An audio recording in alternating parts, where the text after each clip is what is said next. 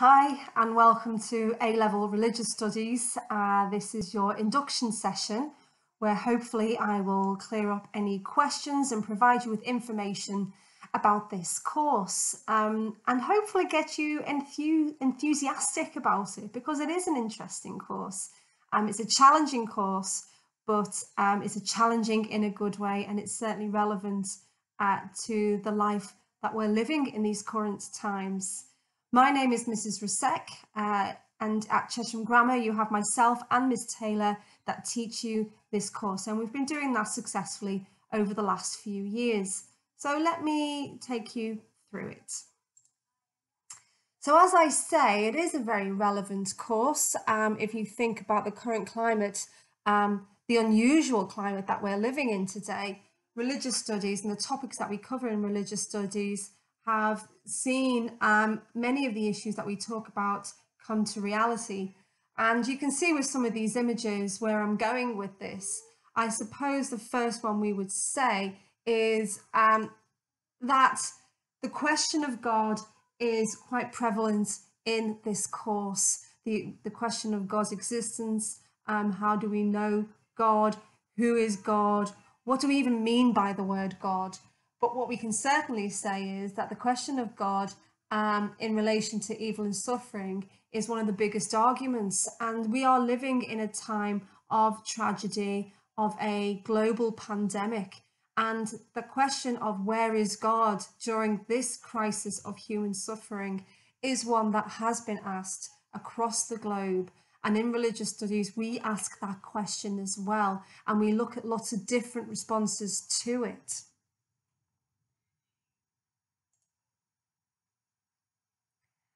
And that is a philosophical question, but also as part of the A-level, we look at ethics. And again, this is happening, well, it's always, ethics is this topic that comes up in all sorts of scenarios, but it's certainly in this time of COVID-19 has reared its head and posed many different questions. Whose lives are more important? Do we choose the economy or do we choose lockdown? Which is more important for our survival, and which is important with regards to how we thrive? Do the young, are they a priority over the old? Who gets PPE? All of these questions are ethical questions, and in the A-level what we do is we look at different ethical theories and apply those to a lot of these situations. Ethics is the study of morality. We all have morality, we all have morals, but they can be very individual. Ethics looks at those morals and tries to scientifically, in a way, figure out which is the best method to ensure that we are making the right choice. But then again, what do we mean by right? Our ethics can be relative depending on the time that we're living in, and also with regards to the culture and belief system that we may belong to. And we do also study religion, and religion again has been in the news recently, particularly in response to the Black Lives Matter movement. You can see that Justin Welby, who is the head of the Church of England, has talked about looking at religious art in many churches and buildings and reflecting on its representation. So as we know, Christian art, particularly in the West, has presented Jesus to be quite blue-eyed and blonde, and for somebody from the Middle East that's very much unlikely. So and unrepresentative of Christian followers across the globe. So again, this is a portrayal of the Last Supper, but you can see Jesus is black, and this has been put up recently, and there's been many discussions about that. And we do look at religion in relation to society and its place in the 21st century. So where is God? How should we behave? And what has religion got to say for us in this day and age? Are all questions that come out of the A-level religious studies, which is why it's very exciting. It's very exciting, it's very interesting. It will take you out of your comfort zone, it will challenge you, but in a good way, promise you. So have a read of this. As you can see, one very important thing that religious studies does is makes you become a better critical thinker. It makes you become a better person because you are now going to be taken out of your comfort zone.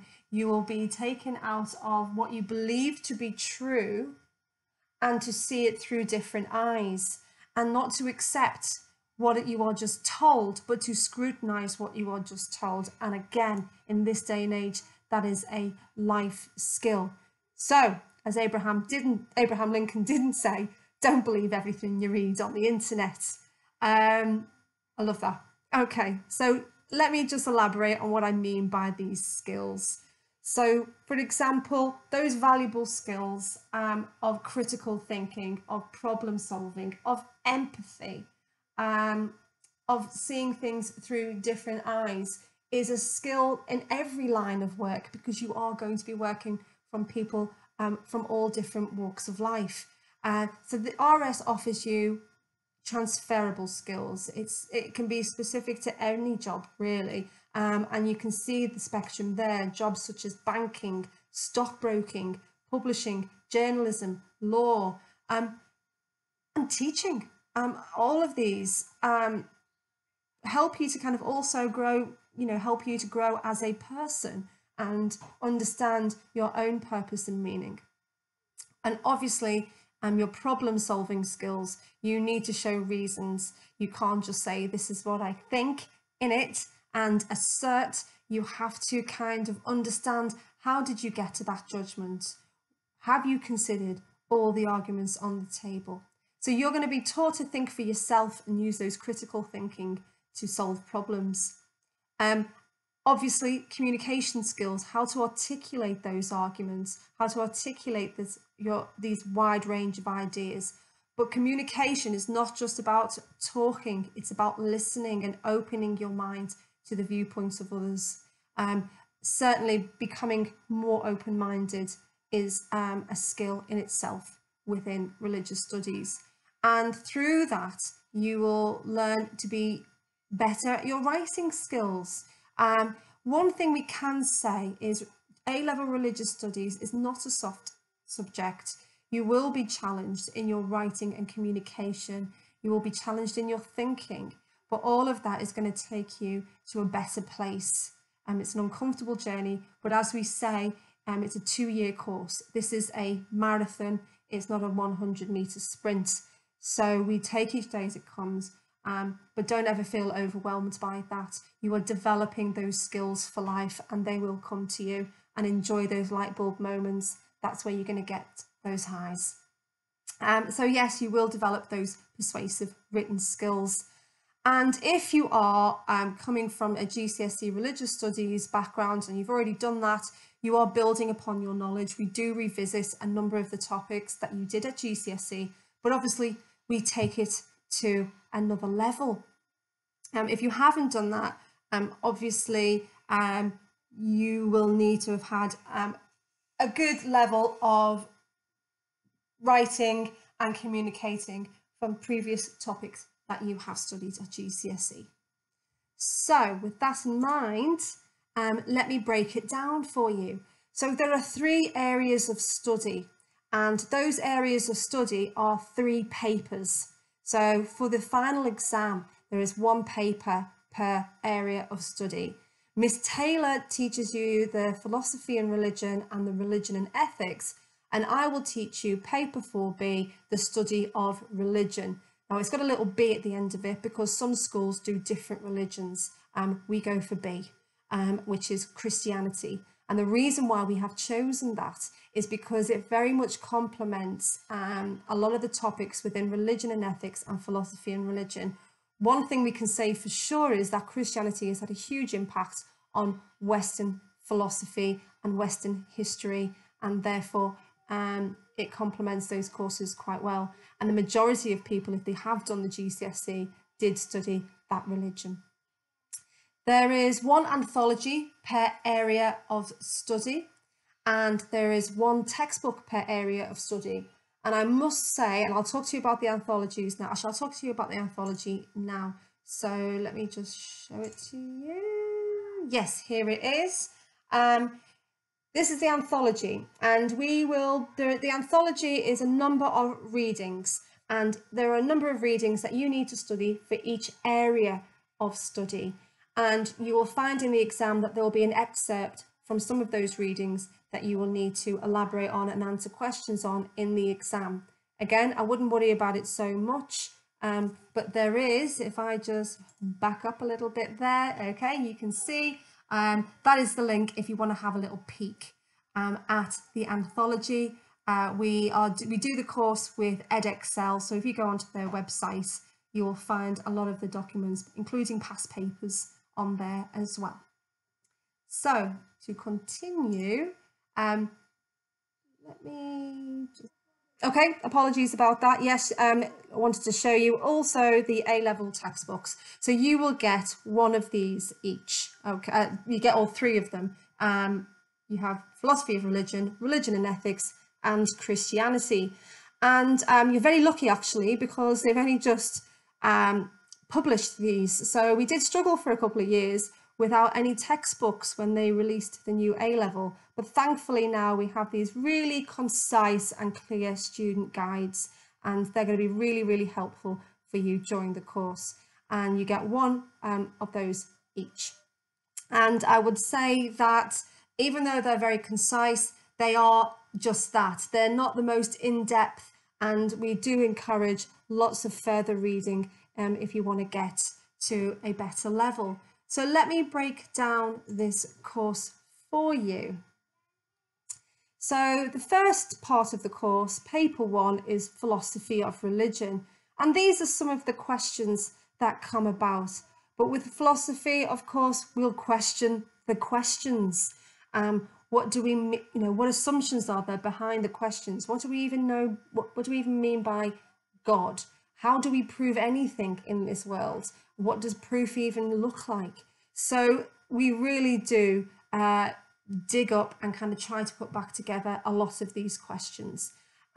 We focus very much on the nature of God. And if I break it down for you a little bit more, you can see some of the topics that we talk about. For each paper, it's a 2-hour exam, and it's broken down into 3 sections, and there will be 80 marks in total. And so you can see within the topic of this paper, these are the topics that will come out of it. So number 1, we look at the arguments about the existence of God, and the different arguments that are on the table, which are best, which are a bit rubbish, and why, what questions still need to be asked. Then we talk about this idea of religious experience. Is this proof, speech marks, for the existence of God? Many people have claimed to have had religious experiences. Is that enough to say that God exists? Obviously the problem of evil, so we just talked about that recently. Is this pandemic proof? What do you mean by proof? That God does not exist. What is this problem of evil and suffering, and what are the responses to this very big question? And as I say, we question the questions. We look at actual religious language and what do words actually mean, and that kind of comes out into the religion and ethics topic as well. You look at the work of scholars, and you look at different religious beliefs and discussions around them, in particular life after death and religion and science. So that is the philosophy. So if I just show you a little bit about the religion and ethics, again, this is a branch of philosophy that considers and explains moral principles. So again, we will look at different ethical questions. Can somebody be guilty of something that they were determined to do? And that is the question of free will. Is all religion good? What do we mean by good? Again, that's a language question there. It can be relative. And has religion done good for our morality or not? Can everyone be good? Can you be defined as good, or a person who may do a bit of good and a bit of bad? Do we need God to be good? And we'll look at different ethical theories and apply them to different situations. So let me break that down for you. You can see there, we will look at environmental issues, we will look at conflict, we will look at sexual ethics, and we will look at ethical theories and apply them to these issues. Really, really interesting stuff. And again, even with regards to medical ethics, that's a debate that we're having in real time at the moment because of COVID. So I would advise you to keep watching the news. That will keep you up to date on ethical issues that are affecting all of us. Nobody is immune to this at the moment. Again, you will look at different scholars. Meta-ethics is kind of looking at ethical language. What do we mean by good? What makes a good student? Is there a bias on that? Is there an irregularity on the term good and the term bad? And then that's your second paper, paper 2, and then your paper 4B is Christianity. And the reason why we do it, as I've already said, is it complements the other courses. It's had a huge impact on human behaviour over the last millennia. We can't deny that, and therefore we will look into that, but also evaluate Christianity's place in the 21st century. And I think, you know, for example, if I relate it to the news, you saw Donald Trump there holding up a Bible. Why were many members of the Christian community outraged by that? Photo opportunity. What do they believe the significance of the Bible is? And yeah, we'll ask questions like that. We will also talk about, again, with the Black Lives Matter movement, we look at Black liberation theology and Christianity's place with the Black community. Also, we look at it regarding gender. Is Christianity patriarchal? How have women been portrayed in the Bible? What is women's place in the ministry of the church? And also the question of evil and suffering does come up again, but we look at a Christian response, and many Christians would say, Jesus was God, and God doesn't look down and watch us suffer. God is on the ground suffering with us, and that was demonstrated through the crucifixion. So there's lots of questions there that we will ask. And again, is this all relevant in the 21st century? So we will look at Christian responses to the science debate, but also Christianity's position with the rise of secularization. So this is a bit of a breakdown for it, and you can see there some of the topics that I've already mentioned. We look again at the nature of God. How do Christians view God, and how does that manifest itself in practice and worship? How do they view the Bible, the differences on interpretations of the Bible, and also differences in interpretation of the role of Jesus and the nature of Jesus. So there are some Christians, although many Christians would probably not define them as such, that don't believe that Jesus was actually God. But then that puts the Trinity and salvation all up into the air, and that will be things that we will talk about in this topic. Yeah, we will look at social and historical developments, the work of scholars, and religion in society today. And there are your 3 papers. Okay, there's your 3 papers. Oh, there's your textbooks again.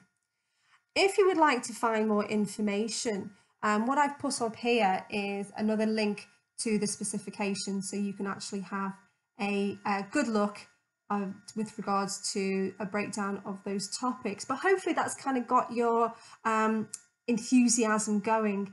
This is a challenging course, but I can't deny it's not. It really is an interesting course as well. So that's the link to that. So what happens next? Where do you go from here? Well, hopefully you will be on the website, the Chesham Grammar website, and you can have a look at some A-level prep work and summer tasks. The A-level prep work gives you a list of links, clips, and relative books that you can read, and that will get you in a good headspace and hopefully even more enthusiastic about some of the topics that we're going to be talking about for the A-level. So please go onto the website and you can see them there. You will also see some summer tasks, and in religious studies we've provided you with some MOOCs, and again, here are the links there, and they're broken down into those 3 area of studies. areas of study. So Introduction to Philosophy, Love as a Force for Social Justice, so that's looking at ethics, and then A Journey Through Western Christianity from a Persecuted Faith to Global Religion. So certainly please get yourself in a good headspace. There's some really good books to kind of get you started. The novel Sophie's World is a very good sort of beginner's guide to philosophy, and there are some Peter Vardy books called The Puzzle of Christianity, The Puzzle of God, The Puzzle of Ethics. He's done a whole range, and they're very easy reads and a great beginner's guide to some of the topics that we're going to be exploring. So please, number 2, make sure you read a book from the reading list. I've already recommended a few. Really, it's the small books as well. So again, it just gets your teeth into these topics. I would advise you, number 3, to buy 3 folders. 1 for the philosophy of religion, 2 for your religion and ethics, and your 3rd one for Christianity. Your organisation is going to be your best friend, and I would advise you to make sure that you organise yourself and have those topics in the right place. And my next piece of advice is to be ready to walk out of the cave. If you're not aware of what I mean by that, then I would advise you to watch this clip. It's about the allegory of Plato's cave, and there's a clip for you there if you want to have a look at it. And Plato was very heartbroken about what happened to his teacher, Socrates. Socrates, otherwise known as like the father of Western philosophy, annoyed the leaders and the authority quite a bit because he liked to ask questions, and no one likes to be challenged or ask questions. And unfortunately, our poor Socrates didn't see didn't see a good ending to his life. It was a pretty grim ending to his life. They executed him because he challenged the status quo. He challenged what people just wanted to accept to be truths. He took them out of their comfort zone. And Plato uses the allegory of the cave, that there are prisoners in this cave, and all they can see are the shadows of those behind them because they're unable to move their heads. And they think that those shadows are real because that's all they know, until one prisoner escapes and goes outside, and he sees the sun and he sees real people, and he comes back inside the cave, and he's shouting at them, telling them, what you're seeing is not real, the reality is out there. But they don't, all they can hear is noise, and they refuse to leave the cave. And it's an allegory about life, about finding the truths, the real truths about life, meaning and purpose. And it's an uncomfortable truth, but it's also enlightening. If you've ever watched The Matrix, it's like, which pill will you choose? And that is what A-level religious studies is all about. So have a look at that clip, and hopefully we will see you in September. And hopefully I've covered up covered any questions that you may have, and provided you with the information that you needed to make those decisions. Thank you so much, and take care, and I'll enjoy seeing you soon. Bye-bye.